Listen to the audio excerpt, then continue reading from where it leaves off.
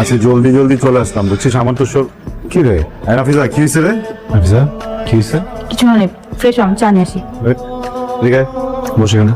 দেখ তোর বিয়ের বিষয়টা নিয়ে রাগ করা অভিমান করা পুরো জিনিসটা জায়েজ, কিন্তু আমি তো তোর দলীয় লোক নাকি, আমার সাথে রাগ দেখাচ্ছিস কেন? সময় মতো তুইও পোল্টি নিবি আমি জানি। বস চলতেছে এটা কি? আমি তো তোর শত্রু না, আমার সাথে এমন করে লাভ আছে? দুজন মিলে তো আলাপ আলোচনা করতে পারি নাকি? আলাপ আলোচনা করে কি লাভ? ঠেকাতে পারবি তুই? মগের মূল্য মগের মূল্য কি? বাবা আপনারা অকারণে দেরি করতেছেন, সময় গেলে কিন্তু সাধন হবে না বলে দিলাম। কিরে তুই আজকে এত তাড়াতাড়ি চলে আসলি? আলি লিভ নিলাম, এই বাসার ভিতরে কিছু বলো তো, কেমন যেন আবহাওয়া পরিবর্তন।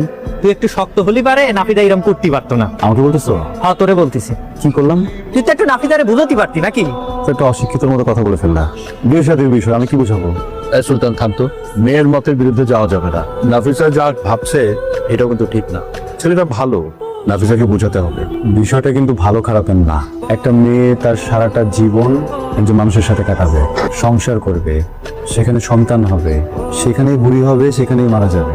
একটাবার ভাবো, এর কিন্তু আবেগ জড়িত, তাই না? মন জড়িত। দেখিছো মামা, তোমার ছেলে কি সব উল্টো পাল্টা কথা বলতিছে। নাফিসা তোমার মেয়ে না? ভালো চাইতে গিয়ে তো চাপাই দিতে পারি না, এই জিনিসটা কেন বুঝতেছো না? ভাইরে এত সময় আমার হাতে নেই, 6 দিন হলো ঢাকায় আসছি। আরে ভাই তুমি এত অস্থির হয়ে যাচ্ছ কেন সবকিছুতে? 6 দিন তুমি ঢাকায় এই অস্থিরতা নিতে পারছো না, তোমার বোন ওখানে বছরের পর বছর থাকবে, যদি কোনো উল্টাপাল্টা কিছু হয় সারা জীবনের কষ্ট এটাকে সামাল দিবে। যেমন ভালো ছেলে যদি হাত ছাড়া হয়ে যায় তাহলে ছেলে পাবো কোনখানে? এটা একদম ঠিক কথা বলছো, তোমার তো গাঙের জলে ভেসে আসছে, এমন চলে আছাড়া লয় থেকে বাবা। নাফিজা তোমাকে অনেক বিশ্বাস করে, তোমার উপরে ভরসা করে, মেয়েটার হয়তো বা তুমি মামা, তো কিন্তু তোমাকে সারা জীবন বাবার মতো সম্মান করে গেছে। ওর ব্যাপারে কি সিদ্ধান্ত নিবা একদমই তোমাদের ব্যক্তিগত ব্যাপার, ভুল কিছু করে ফেলো না। কি কয়ে গেল? আমি না তোমাদের কি চিন্তা পারতেছি না। তোমরা কারা? তোমরা কি আমার আপন মানুষ?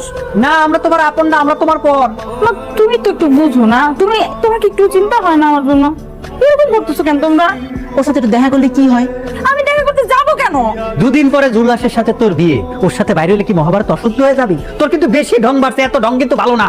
হ্যাঁ একদম ফালতু কথা বলবা না, বুঝছো? মাইরা ফেলো আমাকে তোমরা। বড় ভাই হিসেবে তো তোমার এটাই দায়িত্ব, এটাই তোমার চেহারা। কি রে ফোন ধরতেছিস না কেন তুই? বের হবি একটু? তুই বের হতে পারবি কিনা সেটা বল। তানভীর তুই কি বের হবি? হ্যাঁ নাকি না? আমি 15 নাম্বার এই নার্সারির দিকে আছি। আমার তো আর কিছু থাকলো না তানভীর, কি করবো বলবো? ভাবছিলাম মামা আর তুই মিলে অন্তত কিছু একটা করবি, কিন্তু তোরাও কিছু করতেছিস না, করলি না।